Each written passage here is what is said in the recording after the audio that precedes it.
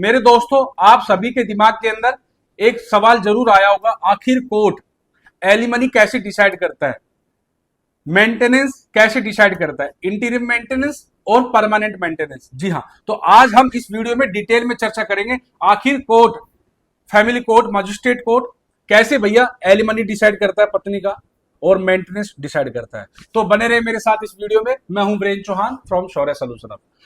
दोस्तों, जब भी court, family court, lower court maintenance decide करता है, एलिमनी डिसाइड करता है, तो वह भैया रजनीश वर्सेस नेहा की जो गाइडलाइन थी सुप्रीम कोर्ट ने दी थी उसको ध्यान में रखेगा।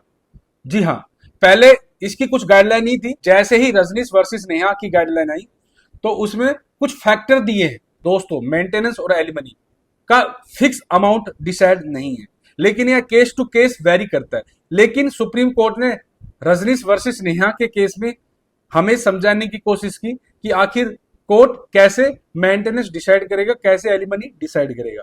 कुछ गाइडलाइन दी, कुछ फैक्टर दिए, उन्हीं फैक्टर को लोअर कोर्ट कंसीडर करके एलिमनी और मेंटेनेंस डिसाइड करती है।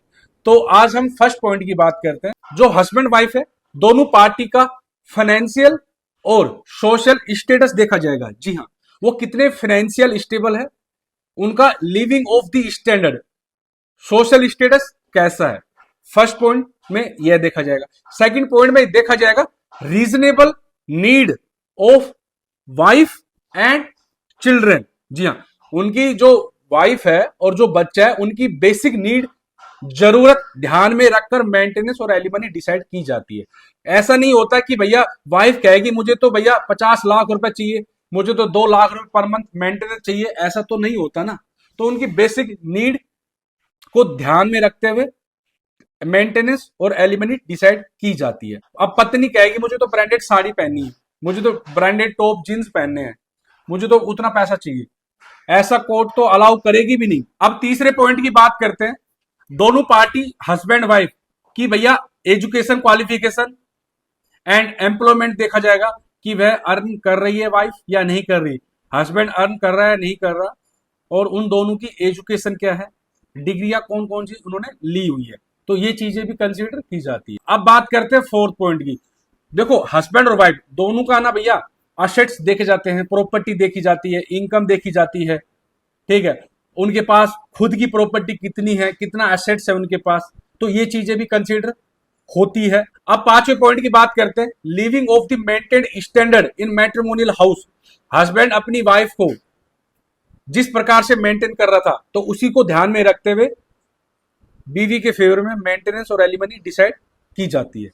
जी हाँ, जैसे कि हस्बैंड भैया अपनी वाइफ को अपने मैट्रिमोनियल हाउस में रखता था तो उसको क्या क्या चीजें दिलवाता था, कैसे उसको ट्रीट करता था, क्या क्या खाने देता था उसको, तो सारी चीजें ध्यान में रखी जाएगी। अब बात करते हैं सिक्स पॉइंट की, any employment sacrifice made for family responsibilities.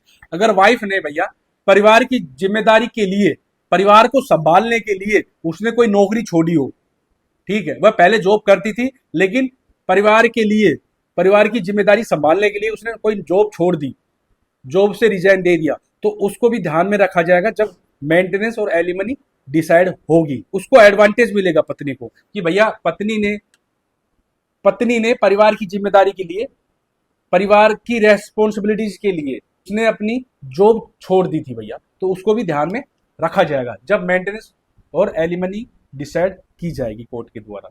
बात समझ गए आप? अब बात करते हैं सेवंथ पॉइंट की।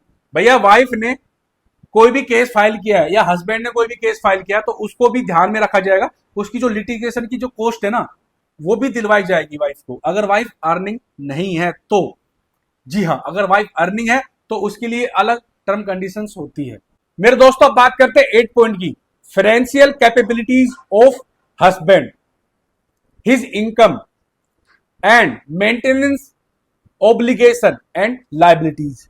मतलब यह है कि जब भी मेंटेनेंस एलिमनी डिसाइड किया जाएगा इन फेवर ऑफ वाइफ, तो भैया हस्बैंड की इनकम को भी ध्यान में रखा जाएगा, उसकी लाइबिलिटीज कितनी है, एक्सपेंसेस है उसका, उसके घर में कौन कौन मेंबर्स है, माँ बाप है, भाई बहन है, उनका एक्सपेंसेस कितना है, अगर बच्चा फादर के पास है, उस हस्बैंड के पास है, तो उसको भी देखा जाएगा, उसको भी कंसिडर किया जाएगा, कितना लोन चल रहा है, कितना असेट्स है, ये सारी चीजें ध्यान में रखी जाएगी, वह कितना मेंटेनेंस देने के लिए कैपेबल है। ठीक है, मेंटेनेंस ऑब्लिगेशन क्या है उसकी, ये भी देखा जाएगा, तब मेंटेनेंस डिसाइड होता है। दोस्तों ये थे 8 पॉइंट। जब भी court maintenance, alimony, interior maintenance decide करता है तो इन 8 फैक्टर को ध्यान में रखेगा। जी हाँ, भले ही वाइफ ने किसी भी सेक्शन के अंदर मेंटेनेंस की एप्लीकेशन फाइल किया हो। जैसे कि आप सब जानते हैं वाइफ 4 प्रकार से मेंटेनेंस ले सकती है। First, Hindu marriage act section 24 के तहत मेंटेनेंस ले सकती है। सेकंड, सीआरपीसी सेक्शन 125, अब नया लॉ आ गया, उसका सेक्शन है BNSS, भारतीय नागरिक सुरक्षा संहिता का section 144। Third, Hindu adoption and maintenance act 1956 and fourth, domestic violence act 2005। In 4 section के अंदर वाइफ मेंटेनेंस ले सकती है। ठीक है, जो Hindu marriage act section 25 permanent maintenance और एलिमनी की बात करता है, तो उसके तहत भी वह मेंटेनेंस और एलिमनी ले सकती है। डिवोर्स के केस के अंदर एलिमनी डिसाइड की जाती है, वाइफ को कितनी एलिमनी देनी पड़ती है।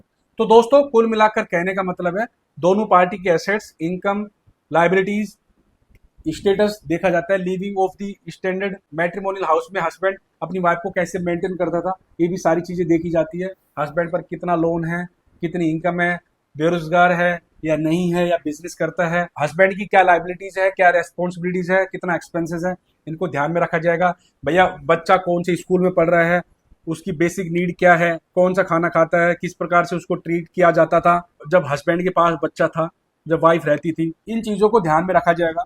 हस्बैंड के पास कौन सा मोबाइल है, भैया एप्पल का तो नहीं है, कौन सा लैपटॉप यूज करता है, किस घर में रहता है और किस सिटी में रहता है, ये सारी चीजें ऑब्जर्व की जाती है, सारे फैक्टर इंक्लूड किया जाते हैं, ये सारी चीजें ध्यान में रखी जाती है। ये कुछ फैक्टर है, 8 फैक्टर जो मैंने आपको बताए हैं, इन सबको कंसिडर किया जाता है, फिर वाइफ की एलिमनी और मेंटेनेंस डिसाइड होता है।